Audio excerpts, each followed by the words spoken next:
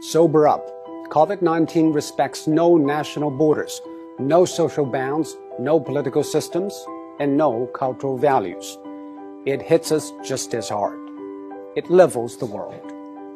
Facing the pandemic, it is not what happened matters. It is how we respond.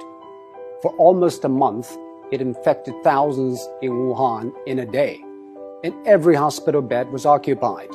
Now, empty beds and closed wards in the city. How did China make it?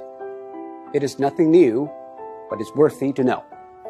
According to an initial WHO report, an infected person appears to spread it to an average of 2.6 people.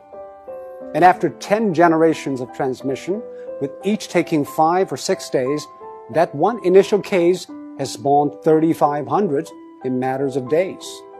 And that is what the world is seeing. What China did is to break the cycle by human intervention.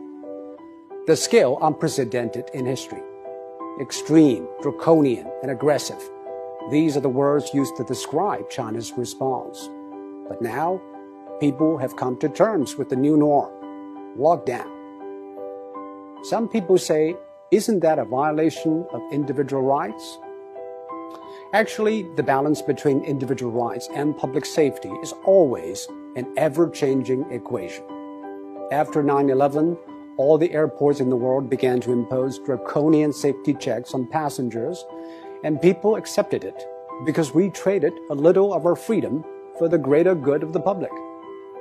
China imposed the largest and most draconian quarantine in history. Factories shut, public transport stopped, and people stayed indoors. By doing that, it flattened the curve. On one hand, China avoided many millions of cases and tens of thousands of deaths.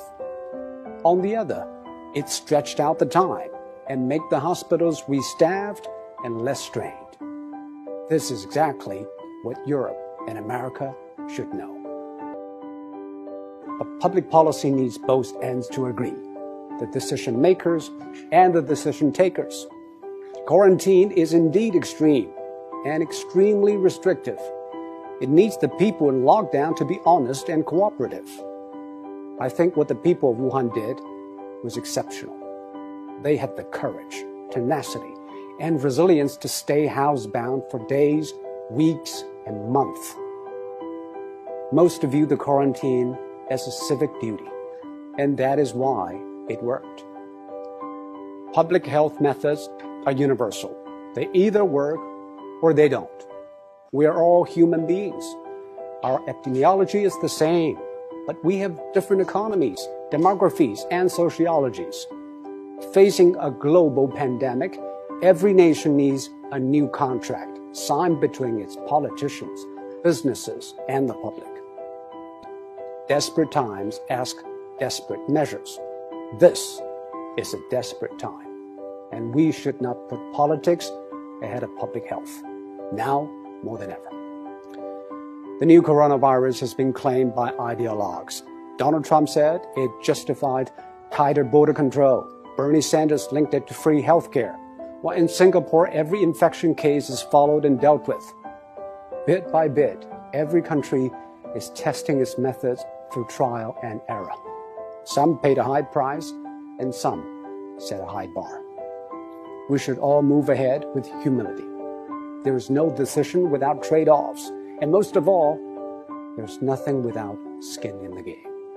And now, the whole world has learned, or is learning, to play.